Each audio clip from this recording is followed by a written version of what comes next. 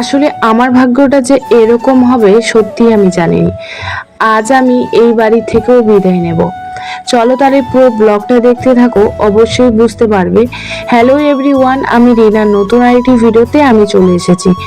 সকাল সকাল খুব সকালেই উঠেছি, ওই 5টা নাগাদ। তখন উঠে সকালের কাজকর্মগুলো সেরে এবার আমি রান্নাবান্নার দিকে এগোচ্ছি। এখনো পর্যন্ত উঠানটা ঝাড়ু দিতে পারিনি, কারণ বাইরে হচ্ছে ঝিমঝিমিয়ে বৃষ্টি।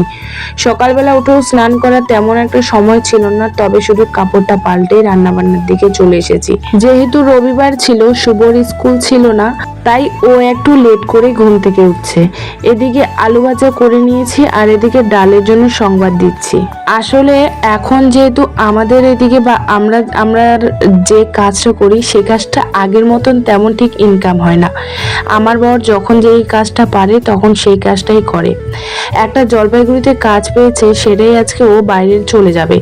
শিলিগুড়ি থেকে জলপাইগুড়ি রোজ দিন ভাড়া বা টাইম মতন কাজে পৌঁছানোটা তো অসম্ভব, তাই ও সেখানে থেকেই কাজ করবে। আর আমি একটা এমন জায়গায় থাকি যে সেখানে একা থাকার মুহূর্ত আমার একদম সাহস নেই। তোমরা হয়তো অনেক ব্লগেই দেখেছো আমার বাড়ির বাইরেটা। এখন আর বাড়ির বাইরে তো এরকম শেয়ার করা হয় না। আসলে বাড়ির বাইরেটা শেয়ার করবোই কি করে, কোথায় ক্যামেরা রাখবো? রাস্তার মাঝখানেও ক্যামেরা রাখতে আমার এখন ভীষণ লজ্জা লাগে। এখন বলতে নয়, আগে থেকেই লজ্জা লাগে। ওদিকে ডালটা হতে থাক, এদিকে ততক্ষণে ভাবছি বিছানাটাও গুছিয়ে নিই। আর মাকেও বলেছিলাম যে এখানে এসে থাকতে, কিন্তু মা বলেছে পারবে না। কারণ তোমরা জানো বেশ কিছুদিন আগে আমার ভাই বউ মেডিকেলে অ্যাডমিট ছিল, ওর মাঝে মধ্যে শ্বাসকষ্ট হয়, তাই মা বলেছে ওকে এই অবস্থায় রেখে আমি যেতে পারবো না। এদিকে মা আবার বলেছিল তুই চলে আসিস আমাদের এখানে, আর তোর বাবা রাতে গিয়ে ওখানে থাকবে। আর আমাদের বাড়ির জায়গাটা এমন একটা জায়গা যেখানে একটা দিন ঘর খালি রাখা মানে আমাদের পুরো রুম পরিষ্কার করে দিয়ে চোরের দলগুলো নিয়ে চলে যাবে। এই কারণের জন্য 1.5 বছর ধরে আমি কোথাও যাই না। আজ এই বাড়িতে আসার আমার 1.5 বছর হচ্ছে। এখনো পর্যন্ত কোনো রাত থাকা মানে আমার কাছে প্রচন্ড ভয়ঙ্কর। কিন্তু যখন শুভর বাবা আমার মাকে বলে এখানে থাকার কথা, মাও সেম কথাই বলে। আবার বলে রিনা আমাদের এখানে এসে থাকবে, তোমার বাবা রাতে যাবে। সেই কথা শোনার পর থেকে শুভর বাবাও আমাকে বলেছিল যে তুমি ওখানে গিয়েই থাকবে, বাবা এসে রাতটা এখানে থাকবে। তো আমাকেও আর কি সেই মতন আমাকেও ওখানে চলে যেতে হবে। আর রাতের টুকুই তো, যদিও দিনের বেলাও ভয় অনেকটা, তবে কিছু করার নেই। ও খাওয়া দাওয়া করে রেডি হয়ে এখন বসে আছে বেরোবো বলে।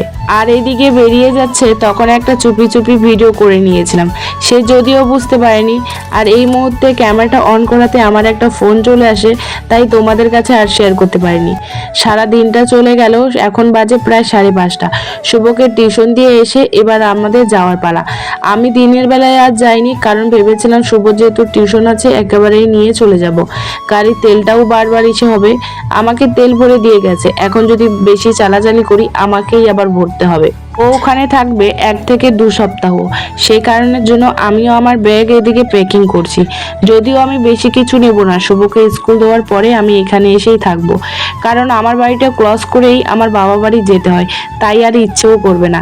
এদিকে যেহেতু বাবা রাতে আসবে, তাই কাপড়গুলোকে সরিয়ে দিচ্ছি মশারি দিবে বলে। বাইরে আজকে সারাদিন বৃষ্টি হলো, এত কাপড় ধুয়েছি যে এখনো কাপড়গুলো শুকায়নি, তাই ভাবলাম এভাবে মেলিয়ে দিই, শুকিয়ে যাবে। এখনো প্রায় সন্ধ্যা হয়নি, সন্ধ্যা হবে, কিন্তু তারপরও সন্ধ্যাবাতি দিয়ে নিয়েছি। এদিকে শুভর বইপত্র সমস্ত নিয়ে নিচ্ছি, কারণ ওখান থেকে ওকে পড়াতে হবে আর স্কুলটা নিয়ে যেতে হবে। স্কুলের পরে এখানেই আসবো, যদিও তারপরও বইগুলা দরকার, ওকে যেহেতু পড়াতে হবে, সামনেও এক্সাম। ওর শুধু কাপড় নিচ্ছি, আমার তেমন কিছু নিচ্ছি না, শুধু একটা নাইটি নিয়েই বেরোবো আমি। যদিও স্নান পুজো এসে আমাকে এখানে করতে হবে, সন্ধ্যাবাতি দিতে হবে, তাই আর কাপড়গুলো নিয়ে যাই ওখানে কি বা করবো। যদিও দিনের বেলা তো আমি থাকতে পারবো, রাতের বেলা বাবা আসলেই হয়ে যায়, কিন্তু তারপরেও চলে যাচ্ছি। চলো আজ এখানে বিদায় নিই।